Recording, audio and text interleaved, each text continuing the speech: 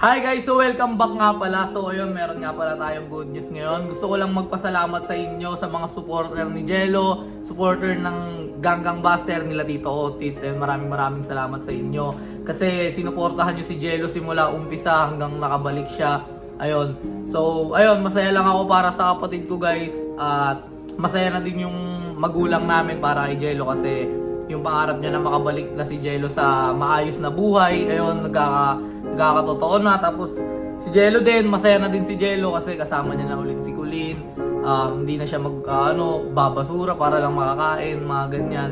Kasi alam ko namang susuportahan si Jello doon ng mga tao kasi ayun, okay din naman yung mga tao doon. Kaya maraming salamat sa inyo guys. Dahil sa inyo to kung bakit nakabalik yung kapatid ko. At ito, papanoorin lang natin yung konting clip ng video nila ni Colleen. Tingnan natin ha.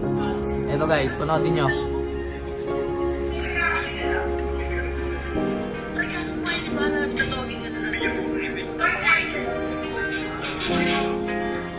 You know?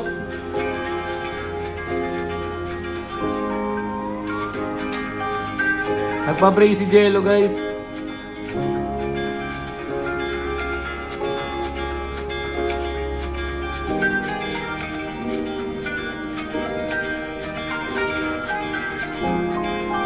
So ayun guys, kita nyo naman sobrang saya ni Jello ngayon.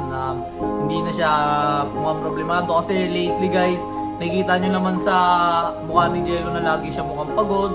Lagi siyang parang nahihirapan sa buhay, ganyan. Kaya ayun, gusto ko lang magpasalamat talaga sa inyo guys kasi sinuportahan nyo talaga yung kapatid ko. Pati kay 150, maraming salamat kila Tito Otis sa lahat ng tao dyan na sumusuporta kay Jello. Ayan. Kasi ako ginawa ko din naman yung best ko. Alam niyo naman yun, napapanood niyo naman siguro na tuwing napunta ako sa camp, ganyan, pinupuntahan ko si Jello, tinutulungan ko, pinapakain ko. Kaya, ayun, maraming salamat sa inyo guys kasi sinuportahan niyo din ako sa mga ginagawa ko noon na pagpulong kay Jello. At sorry pala guys kasi, ayun nga, ganggang pa rin ako hanggang ngayon. Alam niyo naman kasi may trabaho ako kay Boss Rady. Ginagampanan ko lang yung trabaho ko sa kanya pero malay natin soon, maging okay kami. Malay natin soon, mawala ako doon, ganyan. Hindi ko din kasi alam guys kasi ngayon kailangan ko pa ng pera. Kaya hindi ako umalis kay Boss Radic. Tas kay 150 naman, ayun, gusto ko din mag-sorry na kay 150 guys sa alita namin. Kasi di ba nga, dahil sa kanya kung bakit ako naging ganggang, ayun, laging nila ako pinagtitripan doon. Tas hindi ko na kinakaya, kaya umalis na din ako doon. Pero ngayon siguro, dahan-dahan siguro magiging okay din to. Pero sa ngayon, dito pa rin ako kay Boss Radic.